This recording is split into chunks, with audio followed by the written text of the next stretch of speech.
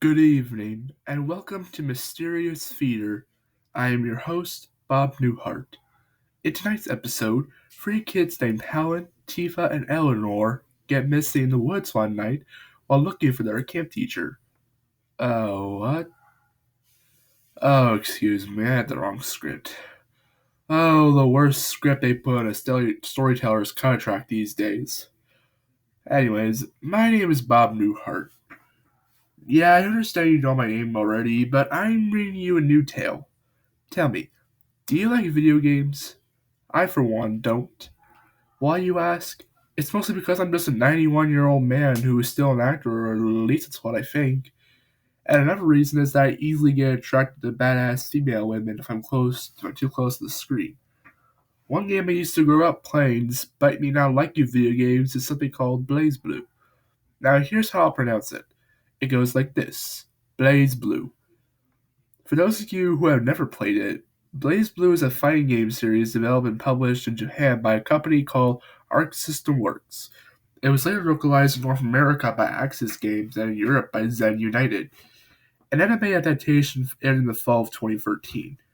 The BlazBlue series has sold 1.7 million games as of August 2012. Now let me discuss something. There's a lost version of one of the games. It's called BlazBlue Continuum Shift. For your convenience, here's another pronunciation: Continuum Shift. Sorry, it's just that some people might not be able to understand what the word actually is.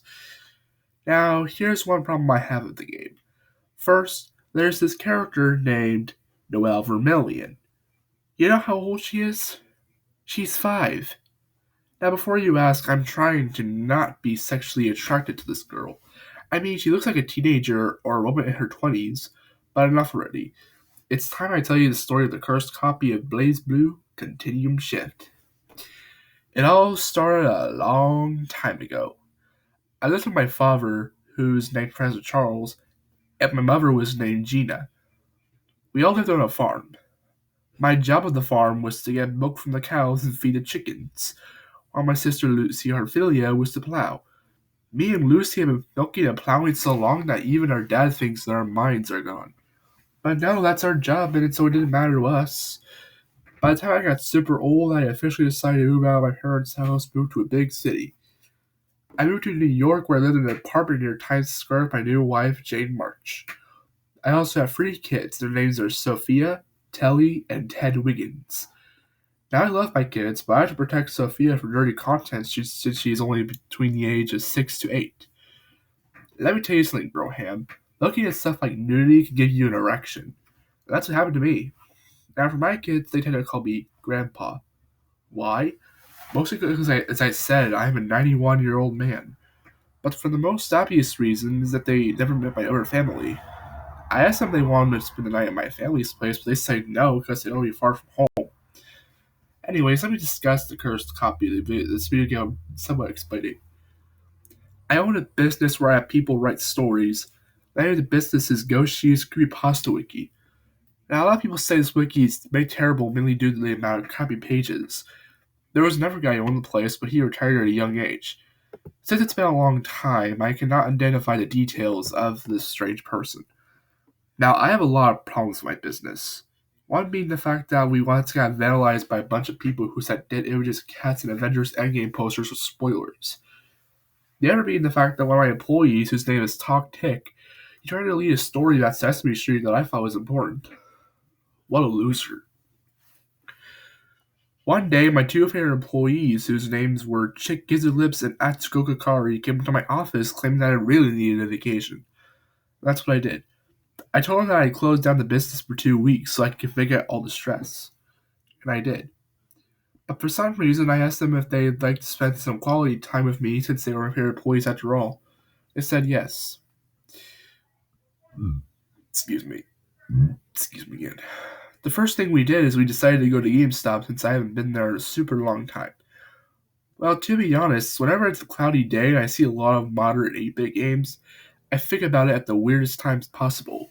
But luckily I managed to achieve my dreams as I calmly made my way to the store. However, when I first walked into the store, this young girl named Ashley Spinelli was throwing a tantrum because she couldn't get any Lego games due to them not being on sale as the discs were overtaken. As I looked for the PS3 games section, I felt a hallelujah choir going off. Next to a copy of Mortal Kombat 9 was a copy of BlazBlue Continuum Shift. I mean, it looked normal. I went to the store clerk, whose name was Morshu, but before I asked him if there were any copies, he said, "Fighting, RPG, sports, you want it? It's yours, my friend, as long as you have enough money." Supposedly the game was on sale and they had a disc of it. I was going to relive my memories of when I saw my wife play this game. I allowed Chick Gizzard and Atsuko to go home, but instead of driving them home, Atsuko used her broom to fly both she and Gizzard home. I went home and got my PS3 from the closet and began reliving my memories, just entering the home menu and starting the game. However, even though the cover of the game looked normal, the original game didn't though. For starters, instead of the usual opening cutscene that could be seen in any version of Continuum Shift, I instead was greeted by what appeared to be a commercial featuring Tuxedo Patrick selling Oreos, and another commercial involved Gordon Tubasnout looking at a poster saying that you could win Jackbox's stuff. But employees who worked at Jack in the Box were not eligible to participate. Anyways, there was another commercial, but I skipped all that crap by going to the title screen. I went into arcade mode, only to recognize something awful. First off, when I saw Iron Tiger, he looked a lot like an orange version of Ray McDaniels. As for Conan Anaya, she was simply Mr. Fox. Was this an in-disc mod or something? Because I could not believe what I was seeing. I picked my babe, who's Noelle Vermillion. I tried to pretend that this was a mod because I may have been taking bath salts or something. But no, I clearly wasn't. I quit bath salts months ago. Anyways, the first character I was facing off was Rachel Alucard. Her stage was the Alucard Castle in Fog, or it's called Requiem. I don't know what you pronounce it. But that's when I wanted to yell at the TV. Noelle's confrontation, or should I say introduction, was way different. First off, she sounded like Bill Cosby. She said something that I heard from a story once heard before. This is what she said. "This is Noelle Vermillion coming here for fun, and you might learn some before it's done." Then she started pointing at Rachel while talking more her Bill Cosby impression. "Hippity jippity bing bang boom. Your dick looks like a small mushroom." What?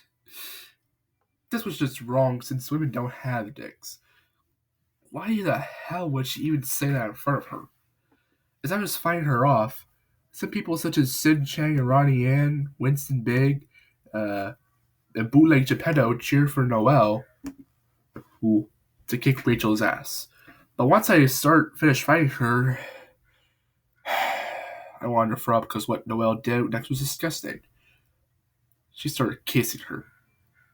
Excuse me for 1 second.